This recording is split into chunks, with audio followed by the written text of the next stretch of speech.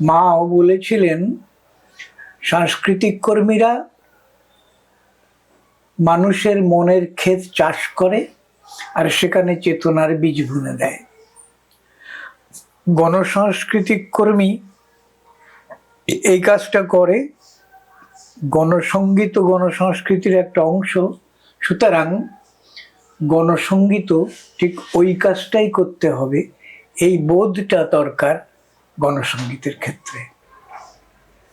সবচেয়ে মজার একটা কথা বলেছিলেন দিলীপ বাগচি মশাই।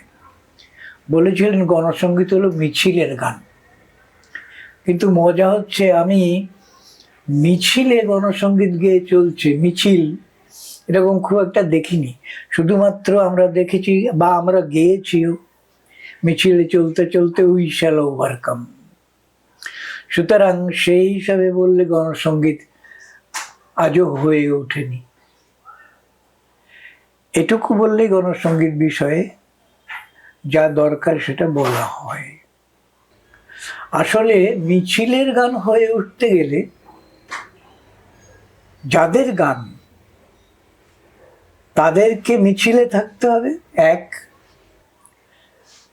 মিছিলে সেই শ্রেণী সচেতনতা নিয়েই থাকতে হবে, না হলে মিছিল তো অনেক হয়।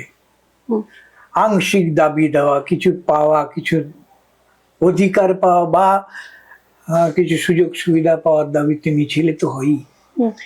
কিন্তু সেই মিছিল জমাবার জন্য গণসঙ্গীত হতে পারে, কিন্তু মিছিলে গণসঙ্গীত গাইতে গাইতে যাওয়া সেখানে হওয়া মুশকিল হবে না, এটাই স্বাভাবিক।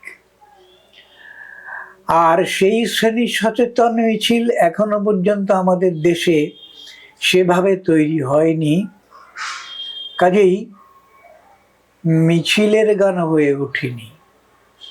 আমি দেখেছি সামান্য কয়েকটা মিছিল যেখানে গান হয়েছে।